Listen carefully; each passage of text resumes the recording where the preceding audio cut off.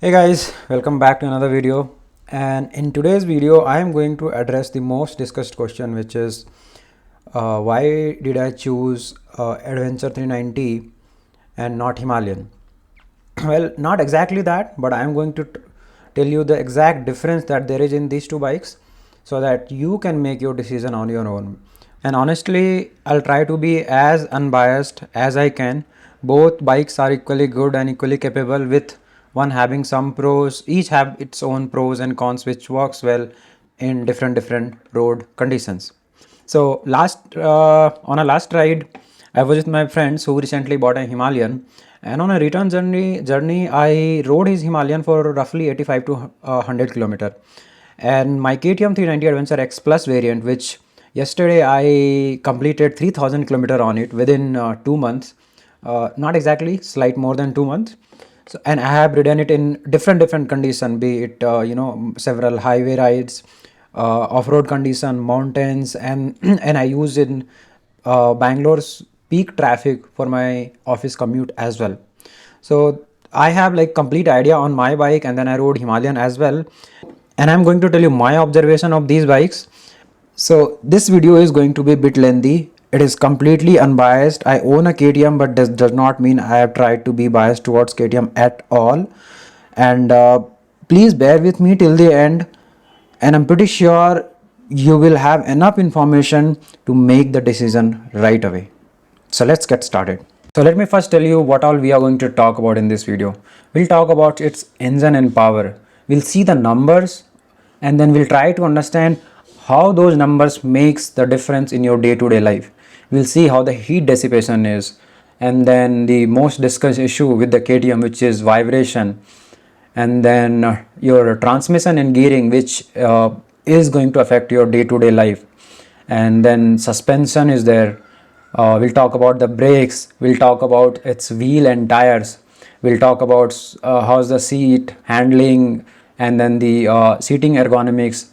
We'll talk about its build quality, we'll talk about electronics, which like the KTM has now like crazy upgrade it has got.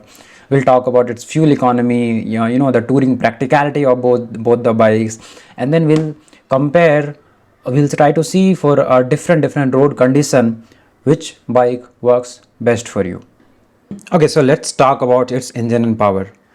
This section is going to be slightly lengthy because I'm trying to explain you exactly how these numbers exactly matters. I'm not just going to tell you the numbers, I'll tell you how these numbers exactly matters in your day-to-day life. So if you're not interested, you can skip and move on to the next section. KTM gets 400cc engine while Himalayan comes with 450cc engine, right? Now let's talk about the peak power difference. The peak power that KTM generates is of 45 PS, which is at 8500 RPM, right? Here. And the Himalayan generates 40 PS of power, again up till 8000 RPM, right? Now what it means exactly in your day-to-day life, how does it matters practically? Let's try to understand that. So KTM produces max power at 8.5 k RPM, which is 45 PS, right? So let's say when KTM is at 8 k RPM, where Himalayan generates the top power, right? So the KTM at 8 k RPM would be generating something around 40 to 42 PS of power, because max power it generates at 8.5 k RPM, right? Which means when you are at 8 k RPM, KTM still has some more juice left or some more breath left, so to accelerate harder, right? Because until it goes 8.5 k RPM, it does not reach its peak power. While Himalayan, when you are at 8 k RPM, it has reached out the max power that it can generate. So if you accelerate further, the acceleration would start to get slight, taper. It won't be very punchy or fast, right? Now these differences are there and I have noticed it, but this is not something that should bother you unless you are riding on a racetrack. Another difference of more peak power at more higher RPM is that you get slightly more aggressive overtaking at higher RPM. And one more thing is that it can go up till a higher top speed. It depends a lot of factor, but again, you are never gonna ride it with the top speed, so that should not be a problem for you. Next important thing about the engine is its torque. So KTM produces 39 Newton meter of torque at 6.5 k rpm, while Himalayan produces same, which is 40 Newton meter of torque at 5.5 k rpm. So what it means is that KTM produces 39 Newton meter, Himalayan produces 49 Newton meter of torque, which is exactly same, roughly same, right? But the difference is of the RPM at which it generates that torque. Now Himalayan generates the same torque at lower RPM, while the KTM generates the same torque at the higher RPM, which means that Himalayan would start to feel lot more punchy even at the lower RPM itself, while while KTM you have to wait up till 5.5k plus to feel it, more punchy. So low end pull is very good in the Himalayan, but on KTM it gets better when you are at the higher RPM. Let us try to understand how this difference affects your riding in the city traffic. In city traffic, you usually run at lower speed, let's say 20 to 30 km per hour, right? Now, if you are in higher gear, to maintain the same speed, you requires lower RPM.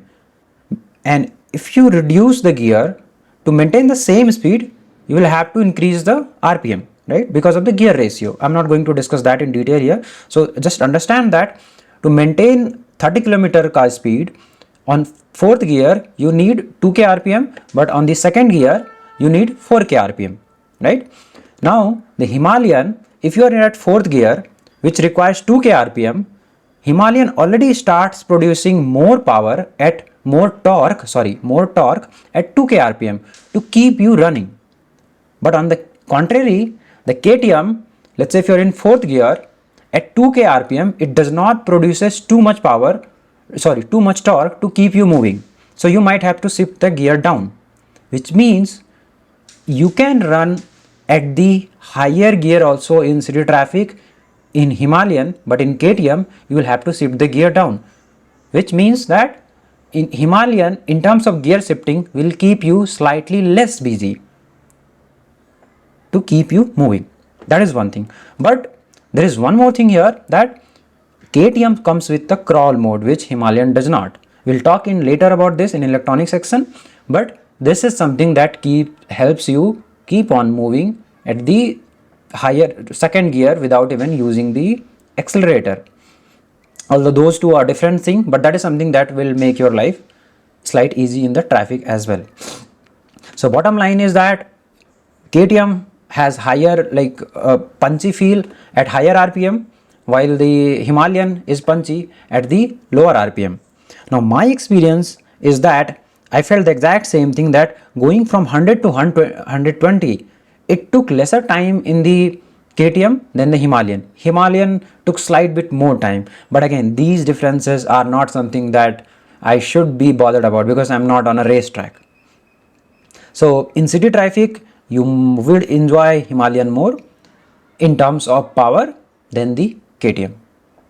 Now let's talk about the most notorious thing that KTM is known for, which is the vibration. People almost often call it vibrator. So at the lower end, Himalayan is very smooth, but the KTM has vibration around 3000 to 4000 RPM, and this is, I'm talking about the foot peg.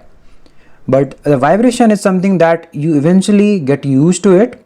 I'm telling my personal experience, and in my case the vibration got reduced more than 50% once I reduced that Seiki sari guard. That was not the bolt was slight loose there, and I feel a lot better now.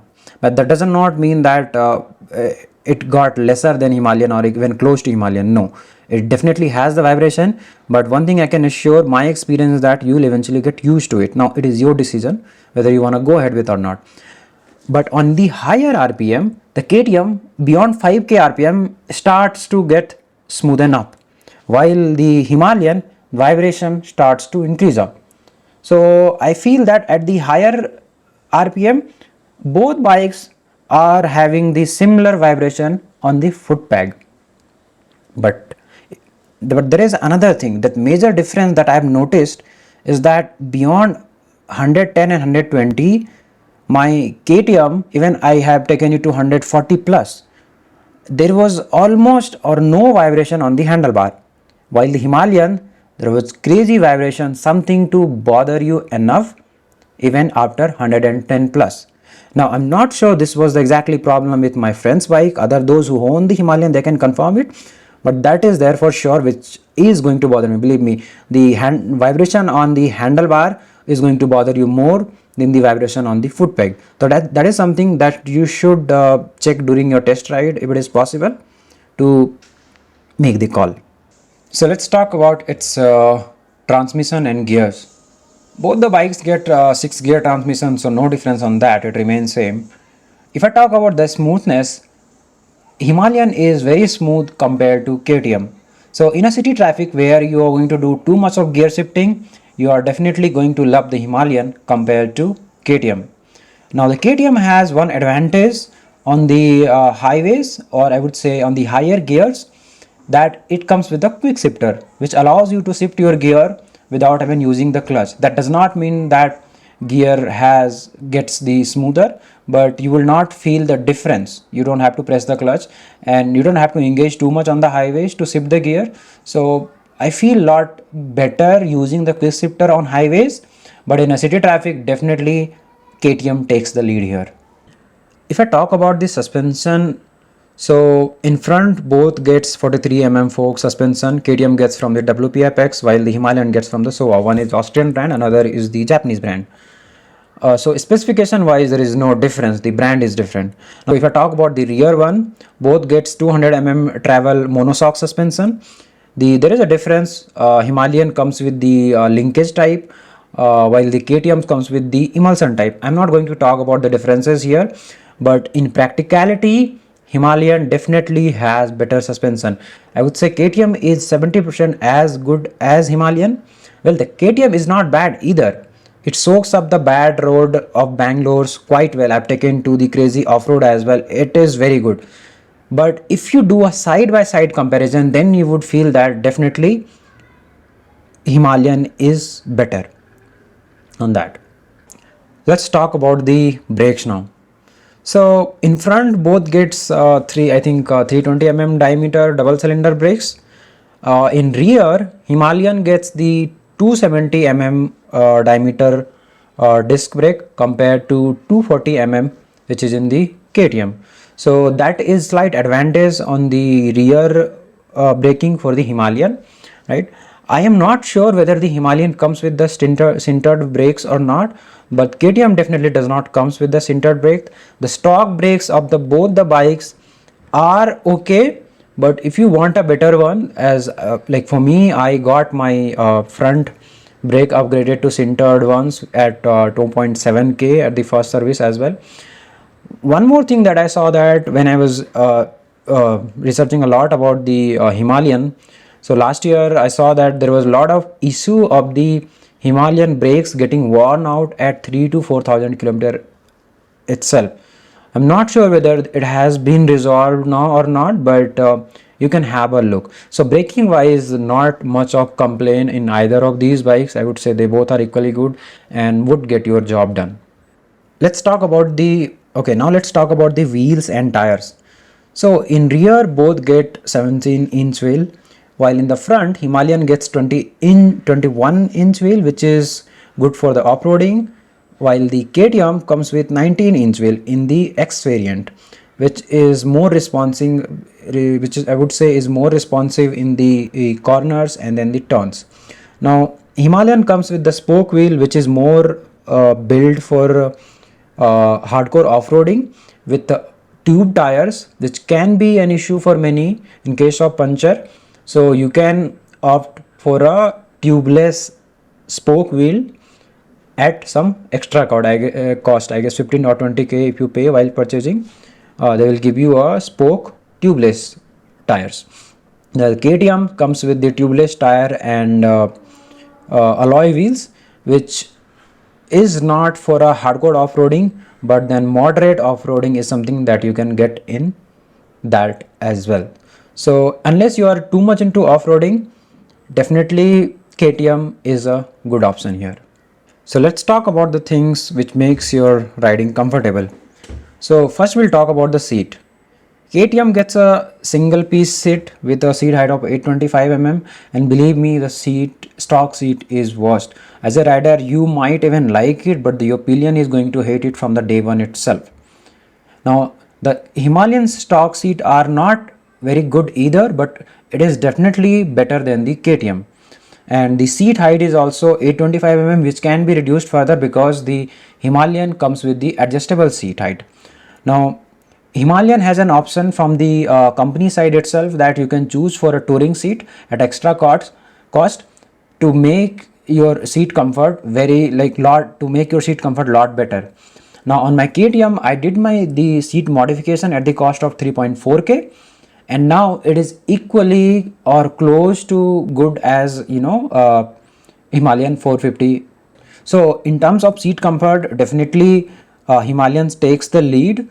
Not too good for the stock seat, but then this should not be a deciding factor for you because both requires 3 to 4k amount of money to make seat very good for the long touring. Now this part is my favorite, the handling and the weight distribution. I don't know how KTM does it, but the weight distribution is very good on the KTM. It feels very lightweight and is very nimble. To be honest, I glide it through the traffic as good as my scooty. Now the Himalayan is a top heavy and does feel heavy to maneuver compared to KTM. On a peak city traffic, you would feel the difference between KTM and Himalayan, not on the highways. Although with all the bikes, people might argue that they handle their Himalayan very well. That is true. As the time goes by, you get better in terms of handling with your bike, but you will never get as good as you could get with KTM in your Himalayan. Now another thing is that at cornering you will feel less confident because Himalayan being top heavy and had slightly softer suspension, but on corners KTM gives you a lot confidence, and you can lean more because of its better weight distribution, and not to mention the cornering ABS, that is just the cherry on top. Now another thing is the side stand of the KTM, right? Side stand of the KTM is more upright and which keeps the bike almost vertical, while Himalayan is the stand is bit more leaned. So when bike is on the side stand, it is more leaned, and it being slightly top heavy, short heighted people will have to make more effort to take the bike off the stand. Now this might not be issue for many, but for some this would definitely might feel a difference for them. Next thing is the seating ergonomics. I would say seating ergonomics wise, seating geometry on the both bikes are equally good and is comfortable and meant for the long ride. So there no complaint on either of the bikes. Let's talk about the electronics now. Here the KTM takes big lead, I would say, and with the recent upgrade in X Plus variant with all the cruise mode and everything, there is a huge difference now in terms of electronics. So if let's talk about the riding mode first. KTM gets 3 riding mode, which is rain, street and off-road, and all these riding modes are customizable in terms of ABS, quick shifter, what all you wants to keep in these riding modes. While the Himalayan comes with the 4 riding modes, where one is performance, another is economy. Performance has 2, one with ABS on and off, while the economy has 2 with the ABS on and off. So not much of a big difference there, right? Another thing is that KTM comes with the quick shifter, which helps you change the gear at the high speed without using the clutch, which is an advantage when you are running on the highways. Another thing that KTM gets is the crawl mode, which keeps you moving without using the accelerator at the lower gears in a city traffic. I'm pretty sure Himalayan people will be able to get that as well, but just that having that crawl mode additionally, it helps you. Basically there is a system working to maintain a particular amount of torque even when you are not using the accelerator. Another thing that KTM has is the cruise control. It has two mode. One is the speed control, where you can set that what is the maximum limit that I can go. Another is the cruise mode, where you can set a constant speed and you can keep on moving on that. Now people might argue on that they don't need the cruise mode, but believe me, you have not used it. Once you start using it, there is no going back on the cruise mode. It is a very good feature, and if you are running on highways, this definitely might help you relax your hands sometimes. KTM comes with the cornering ABS, which will give you more confidence on the corners compared to Himalayan, that I think we have already discussed. Now if I talk about the display, Himalayan has a good feature here with the integrated Google Maps, so that you can connect with your phone, I guess, and then you have a complete map on your display. But KTM comes with a turn by turn navigation, which you'll have to operate from your phone's KTM app, which is not very good, I would say. And KTM's display gets with the feature of the call, where you can pick up the call, you can see the call logs, you can make the call, and music options as well, where you can control your phone's music from the KTM bike. You can increase the volume, all this, while Himalayan lacks all these electronics. Now electronics are something which helps you make your life easy, and you are going to use it. I do use it, at least the riding mode is like common there. So the quick shifter and then the crawl mode is something, and cruise control, these three things are which I heavily use and enjoy when I'm on the ride which requires it. So definitely in terms of electronics, Himalayan is way behind than KTM yet. So I would say KTM takes the lead here. Now let's talk about the touring practicality of the bike. So if I talk about the seat comfort and the ergonomics, for a long ride, I would say long touring, both bikes needs a seat upgrade. So both are on the same side there. Seating ergonomics wise, both are equally good, but Himalayan is bit on the relaxed seating, while the KTM is a bit upright and adventure friendly, but not much of a difference there, even on a long ride, right? If I talk about wind protection, definitely KTM is a lot better, because for someone with my height, which is 5'7" and 5'8", it has very tall wind screen.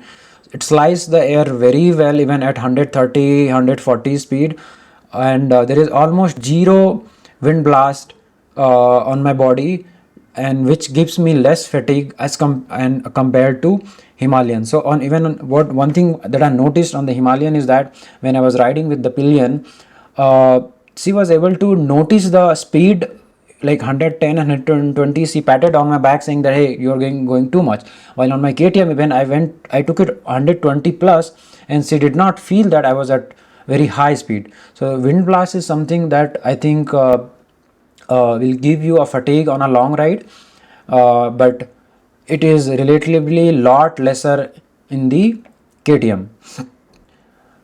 If I talk about electronics and convenience, definitely for a highway ride, KTM has a lot of electronics. For example, the quick shifter and then the cruise control. Definitely these will make your life easy when you are on a highway, compared to Himalayan, which does not have either of these. If I talk about luggage and load handling, Himalayan has an option to choose for the touring setup from the showroom itself, while KTM does not provide anything. You have to get everything aftermarket here. So that is a good thing with Himalayan. Even touring seat, all those crash guards, everything that you get is provided by company with some extra costs, obviously. So in short, I feel KTM is more fun machine when you're on highway than the Himalayan, while the Himalayan is very good in the city traffic compared to KTM, except the handling part, where KTM gets better. Fuel economy is same for both the bikes. On a highway, you are gonna get 30 plus.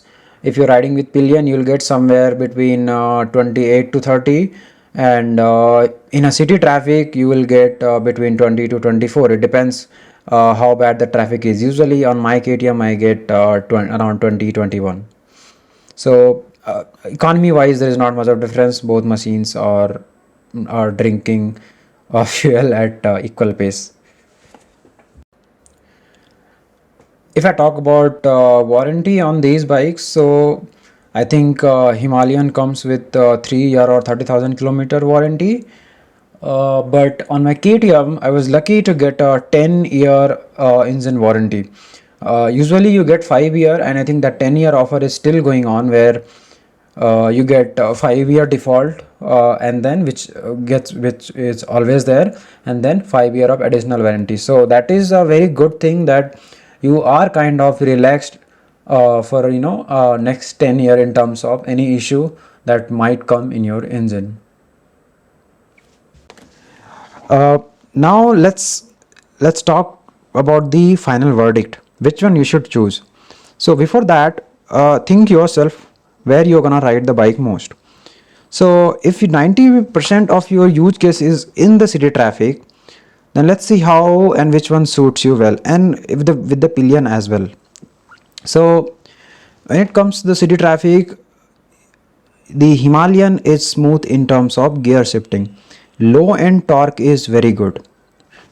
Now, where KTM is better is in the handling and the weight distribution, right? So, shifting and settling through the traffic is going to be a lot easier on the KTM. It will feel very lightweight. So, this is where you have to make the call whether you want to go with the punchy engine and then the a smooth gear shifting versus the crawl feature and then the better handling.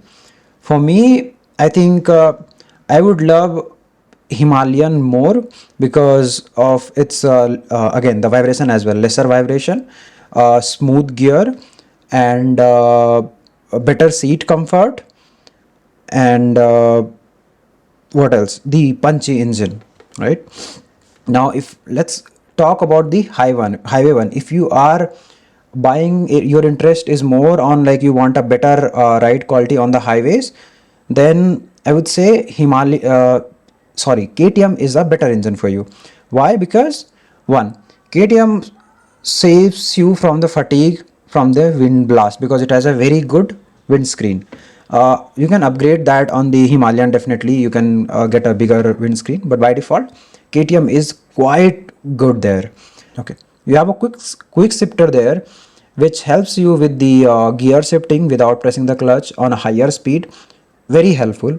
You have a cruise mode on a wide open highways where you sometimes you just want to relax and keep your hands relaxed, right, without holding the accelerator. Definitely you would love the KTM. On a highway you run on a higher RPM because of even slight punchy on the higher end and slightly more power. The overtaking on the higher speed is better in the KTM. So if I were like buying it more for a highway rides, to enjoy highway rides relatively more, then I would always go with the KTM. If I talk about the off-roading, then Himalayan has a better suspension and the spoked wheel, and but the KTM has a better weight distribution, the light wetness that you're gonna feel, better handling, and suspension is slightly lesser than the Himalayan, but it is not that bad either. It gets the rear on and off ABS as well on that, so which is good for the off-road, which is on the Himalayan as well. So if you're too much into hardcore off-road, you can go ahead with the Himalayan. Otherwise, like medium level off-road, the KTM is not bad either. You can do in that as well. I have done it. You can see the video if you want to. That is all for this video, guys. I hope by now you would have the clear idea and you would be able to you would have made a decision which one suits your need. And if not, if you still have further question, do let me know in comments. I'll try to help whatever information I have. And thanks for watching till the end, guys. I hope you liked the video. If not, feel free to comment any feedback or suggestion you might have, or any correction if I made any mistake in the numbers or anything. Always open to feedback. Thanks again for watching till the end. Have a good day. Bye bye.